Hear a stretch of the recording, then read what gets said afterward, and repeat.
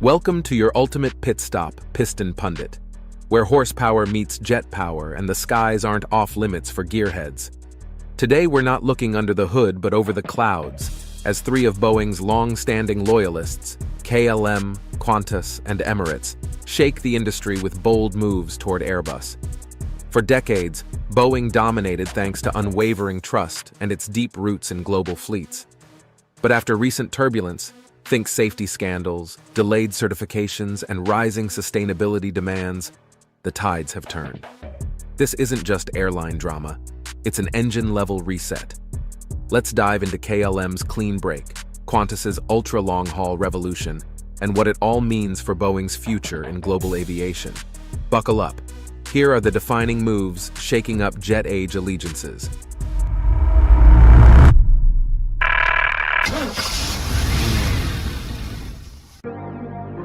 KLM's departure from tradition, the Airbus turnaround. KLM, the world's oldest airline still flying under its original name, once lived and breathed Boeing. By late 2024, a whopping 84% of its fleet consisted of Boeing stalwarts like the 737 and 747. But age caught up. Those aircraft were averaging 18 years in service, guzzling fuel, generating higher maintenance costs, and dragging behind Europe's tightening emissions regulations. The expected move was a simple refresh: swap old 737s for the newer MAX series. But KLM stunned industry watchers with a major order: 134 Airbus aircraft, including the A320neo, A321neo, and the wide-body A350 family. This wasn't just an upgrade, it was an operational overhaul. Why Airbus? The A321neo not only holds up to 244 passengers, about 40 more than the 737 MAX 10, it also flies farther, up to 4,600 miles versus Boeing's 4,300, and burns less fuel in the process. In an age where carbon footprints matter almost as much as profit margins, that's not just nice, it's necessary. Plus, Airbus delivers, literally. Boeing's ongoing delays in certification and production have been a persistent sore point. Airbus, by contrast, has a more consistent track record, an edge that helped sway KLM's decision. And let's not overlook the inclusion of the A350, a direct jab at Boeing's 787 and 777 dominance on long-haul routes. For KLM, this marks a new playbook: modernize the fleet, go green, and future-proof operations. And for Boeing, it's a wake-up call. One of its most loyal customers just walked, and Europe's watching. But KLM isn't the only flag carrier making a daring pivot. Next up is Qantas, with its sky-high ambitions stretching nearly 20 hours long. Qantas reroutes the skies, Project Sunrise and beyond. From kangaroo routes to cutting-edge jets, Qantas has long carried Boeing's banner: 737s, 747s, you name it. But that changed in 2021 when the airline launched a dramatic retooling plan. Instead of doubling down on Boeing's next-gen narrowbodies, Qantas placed a game-changing order: 20 Airbus A321XLRs and 20 A220-300s, with options for 94 more. This wasn't just about fleet refresh, it was about range, efficiency, and regional power.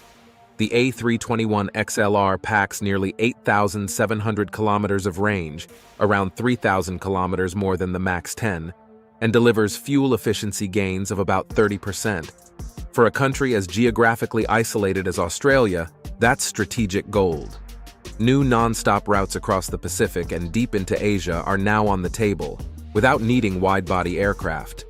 But the biggest headline came in 2022. Qantas chose the Airbus A350-1000 for its audacious Project Sunrise, non-stop flights from Sydney to New York and London. That's a near 19-hour haul. Boeing pitched its 777X, but certification delays killed its chances.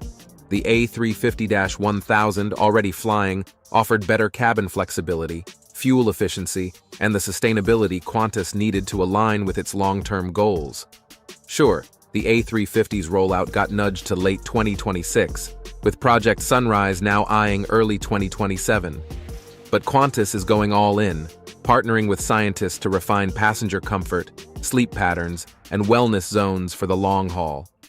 From a Boeing-heavy past, Qantas is crafting a lighter, leaner, Airbus-fueled future, showing how aircraft choices can reshape an airline's identity. Before we delve deeper, do us a favor and smash that like and subscribe button. This helps Piston Pundit reach more vehicle and aviation enthusiasts just like you. Now let's shift gears and steer toward another heavyweight making a surprising mid-air maneuver. Emirates. Emirates evolution, from Boeing Loyalist to Airbus Powerhouse. Emirates, long a banner carrier for Boeing, made a seismic move in 2019 when it placed a 50-unit order for the Airbus A350-900. For a fleet once dominated by the 777, this was more than a sidestep. It was a message. That message only got louder by 2023, when Emirates upped its order to 65 A350-900s and floated interest in the A350-1000, bringing it nose-to-nose with Boeing's perpetually delayed 777X. Why the pivot? Because time waits for no one, not even industry titans. With the 777X certification stuck in neutral thanks to structural redesigns and engineering delays, Emirates needed answers now. Airbus had those answers ready and certified. While Emirates President Sir Tim Clark remains cautiously optimistic about the 777X arriving by 2026 or 2027, that's already beyond the original 2025 delivery target. To bridge the gap, Emirates is pumping $4.5 billion into refurbishing its current 777s, a pragmatic yet costly interim fix. But this isn't just about delays. The A350 brings quieter cabins, lighter composite airframes, better fuel economy, and robust cargo capacity, tailor-made for Emirates' heavy freight operations. While Clark has publicly criticized both Airbus and Boeing for tardiness, his wallet tells a story. Airbus is delivering, and that's where the future lies. Emirates is far from alone. Boeing's systemic struggles are making airlines everywhere reconsider their fleet futures. So let's take a closer look at the cracks behind the manufacturer. Boeing's breakdown, failures, friction, and a fractured future. Boeing isn't just battling back orders, it's fighting for its soul. The 737 MAX disasters of 2018 to 2019 weren't just technical failures. They exposed systemic issues, shortcuts on safety, opaque management, and a culture that chased deadlines over due diligence. Since then, the climb back has been slow. The 737 MAX 7 and 10 still linger in certification limbo. The 777X is dragging under the weight of redesigns. Even the 787, once hailed as a symbol of innovation, is bogged down by quality issues and supply chain fragmentation.